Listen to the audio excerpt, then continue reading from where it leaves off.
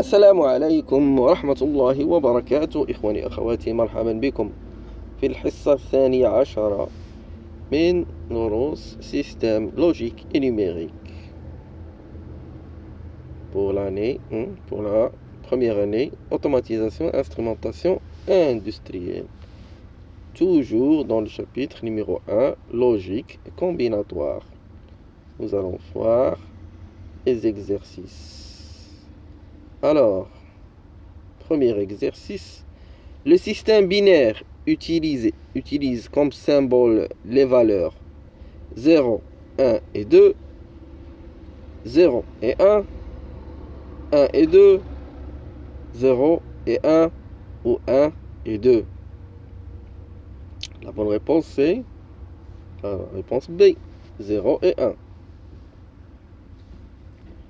Deuxième exercice, exprimer en nombre binaire les nombres décimaux suivants. Nombre décimal. Pour cela, nous allons faire une petite révision de la pour convertir des nombres décimaux en base binaire. Alors, par exemple, là, le nombre 91, pour le convertir en binaire, on le divise à chaque fois par 2 et on garde le reste. À la fin, on lit depuis le bas, on commence la lecture. Celui qui se trouve en bas, c'est le plus significatif. Donc, 91 correspond à 1, 0, 1, 1, 0, 1, 1. Nous allons faire la même chose pour le nombre 11. Alors, nous allons le diviser par 2. Comme ça. 11 c'est égal à quoi? C'est égal à 5, ou bien 2 fois 5 plus 1. 11 divisé par 2, ça donne 5. Donc, 2 fois 5 plus 1, c'est 11. Après, le reste, c'est quoi? C'est 1. Après, on divise 5. 5 divisé par 2, c'est 2. Le reste est 1. Et après, 2, on la divise par quoi? 2, on la divise par 2, ça donne 1. Le reste est combien? Est 0. Et après, le 1, on le divise par 2, ça nous donne 0. Et le reste, c'est quoi? C'est 1. On commence la lecture par le bas, donc 1, 0, 1, 1. Ça veut dire que 11 est égal à 1, 0, 1, 1. Pareil pour 105. C'est quoi? 105 divisé par 2, ça nous donne 52. Donc 105 est égal à 2 fois 52 plus 1. 52 est égal à 2 fois 26 plus 0. 26 est égal à 2 fois 13 plus 0. 13 est égal à 2 fois 6 plus 1. 6 est égal à 2 fois 3 plus 0. 3 est égal à 2 fois 1 plus 1. Et 1 est égal à 2 fois 0 plus 1. Et on commence la lecture d'en bas. Alors on trouve 1, 1, 0, 1, 0, 0, 1. Pareil pour 253. On retrouve la valeur 1, 1, 1, 1, 1, 0, 1. Et 32, ça correspond à 1, 0, 0, 0, 0, 0. Troisième exercice, exprimer en nombre décimal les nombres binaires suivants. Donc ça, c'est des nombres binaires. On doit les convertir en décimal. Nous avons 1, 0, 1, 0, 1. Qu'est-ce qu'on fait? On prend le 1 des unités, on va dire. On va le multiplier par 2 à la puissance 0 est égal à 1 fois 2 à la puissance 0 plus 2 plus 0 fois 2 à la puissance 1 plus 1 fois 2 à la puissance 2 plus 0 fois 2 à la puissance 3 plus 2 plus 1 fois 2 à la puissance 4. Donc, c'est comme ça, donc c'est 1 plus 4 plus 16 est égal à 21. Le nombre 1, 0, 0, 0, 0 est égal à quoi? Est égal à 2 à la puissance 4 qui est égal à 16. Le troisième nombre, 1, 1, 0, 1. Donc c'est égal à quoi? C'est égal à 1 fois 2 à la puissance 0, plus 0 fois 2 à la puissance 1, plus 1 fois 2 à la puissance 2, plus 1 fois 2 à la puissance 3. C'est donc est égal à quoi? Est égal à 1 plus 4 plus 8, qui est égal à 13. Question numéro D. Donc 1001,11. Maintenant, on doit faire la partie entière. Et après, on va faire la partie fractionnaire. Donc c'est quoi? C'est 1 fois 2 à la puissance 0 plus 2 à la puissance 3 plus 2 à la puissance moins 1 plus 2 à la puissance moins 2. Donc la virgule là, premier chiffre des dixièmes, c'est en fait c'est 2 à la puissance moins 1. C'est-à-dire qu'on divise par 2. C'est 1 sur 2 qui est égal à 0,5. Et les centièmes, en fait, 0,01, en fait, c'est 1 sur 2 à la puissance moins 2, c'est-à-dire 1 divisé par 4, qui est égal à 0,25. Alors, la somme, c'est quoi? C'est, bien sûr, c'est 1 plus 8, ça donne 9, ça c'est la partie réelle, plus 0,5 plus 0,25 nous donne 9,75. Quatrième exercice, analyser les circuits suivants. Figure 1, 15. Nous avons ici 6 circuits. Chaque circuit est constitué de quoi? De une source de tension continue, d'un récepteur luminaire, c'est une lampe, et de boutons poussoirs.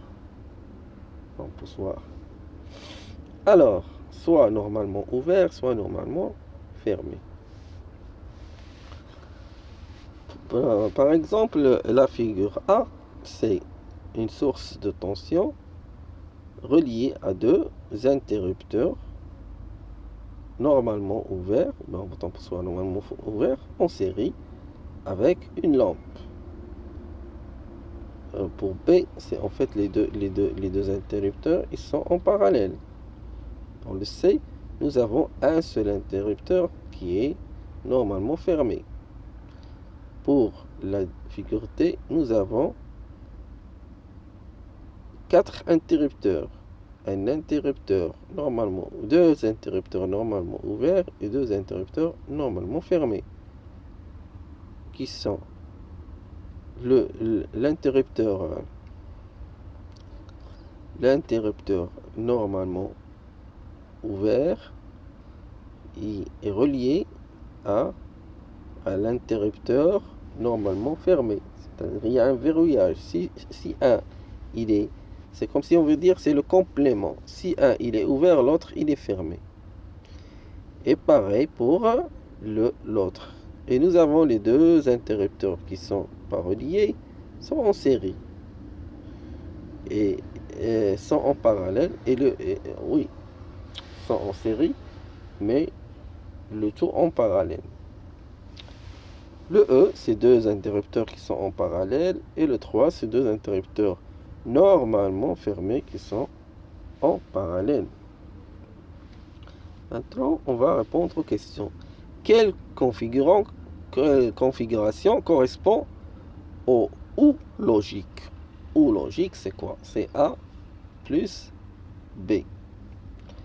Donc, soit A, soit B. C'est-à-dire qu'ils sont tous les deux, les interrupteurs, ils sont en parallèle, normalement ouverts. Le OU logique, c'est ça. Soit A, si on appuie sur A, la lampe sera 1, c'est-à-dire elle va s'allumer. Ou bien on fait le 2, on appuie sur le bouton B, la lumière va s'allumer. Ici on appuie sur les deux, la lumière elle va s'allumer aussi. Quelle configuration correspond au OU exclusif logique? Le OU exclusif, c'est comme le OU, sauf que lui, le 1 plus 1 est égal à 0 pour lui. Donc, c'est lequel? C'est là, le circuit D, OU exclusif. Donc, si on dit que si on appuie sur A et on appuie en même temps sur B, le courant ne passera pas. Parce qu'il y aura toujours un qui est fermé et un qui est ouvert. Mais si on touche à un seul, alors là, la lumière va s'allumer. Le exercice C, ou bien la question C. Quelle configuration correspond à l'inversion logique? C'est évident, c'est le circuit C, inverseur. On appuie, on éteint la lumière. On ne fait rien, la lumière est allumée. Quelle configuration correspond au non et logique? Le non est logique. Déjà, le et, c'est quoi? C'est deux circuits en parallèle. Ils doivent être tous les deux à 1 pour que la lumière s'allume. Et ils sont tous les deux normalement ouverts. Alors, l'inverse, c'est-à-dire le non est, c'est quoi? C'est deux circuits normalement fermés qui sont en parallèle. Donc, c'est le circuit numéro E. Quelle configuration correspond au non ou logique? Le ou logique, c'est deux interrupteurs en parallèle qui sont normalement ouverts. Alors, le complément, le non ou, c'est quoi? C'est deux interrupteurs en série qui sont normalement fermés. Donc, c'est le numéro F. Exercice numéro 5. On voit ici des tables. Table A, table B, table C, table D et table E. Nous avons l'état des deux variables A et B et la sortie. Pour la table numéro A, nous avons lorsque A et B sont à 0, la sortie elle est à 0. Lorsque A il est à 1 et B il est à 0, la sortie elle est à 0. Lorsque B est à 1 et A est à 0, la S est à 0. Et lorsque les deux ils sont à 1, alors le S est égal à 1. Ça nous rappelle quoi? Ça nous rappelle la table de vérité de la fonction A. Il faut que A et B soient à 1 pour que la sortie elle soit à 1. Donc, A. Question. Quelle table de vérité correspond à la fonction A? On vient de la trouver, c'est la table A. B. Quelle table de vérité correspond à la fonction OU? Alors, OU c'est quoi? C'est soit A, soit B, soit les deux. La sortie, elle aura toujours 1. Donc, on a 3 1. C'est-à-dire que c'est la table B. C. Quelle table de vérité correspond à la fonction non A? Non A, c'est l'inverse de la table A. C'est-à-dire là où il y a des zéros dans la S, on aura des 1. Donc, c'est 1, 1, 0. 1, 1, 0. On la trouve dans la table D. Quelle table de vérité correspond à la fonction non OU? Non OU. Non OU, c'est-à-dire, le OU, c'est quoi? C'est 0, 1, 1, 1. Alors, le non OU, c'est 1, 0, 0, 0. 1, 0, 0, 0, c'est la table E. Quelle table de vérité correspond à la fonction non ou exclusif? Non ou exclusif, c'est quoi? Nous avons la sortie pour A et B est égale à 0, c'est 0. Pour l'un des deux est égal à 1. Et pour les deux ensemble est égal à 0. Donc ça c'est la table C, le ou exclusif. Mais le non ou exclusif, c'est l'inverse, c'est-à-dire 0, 1, 1, 0. 0, 1, 1, 0, c'est la table C. Ah, pardon. Non, c'est pas 0, 1, 1, c'est 1, 0, 0, 1. 1, 0, 0, 1, on n'a pas, donc c'est aucune. On n'a pas de cette table, parce que c'est le non ou exclusif. Quelle table de vérité correspond à la fonction inverseur? La fonction inverse, c'est-à-dire que le A, le S est égal à A bar. Il n'y a pas de table pour une seule variable, donc il n'y a aucune table qui correspond à la fonction inverseur.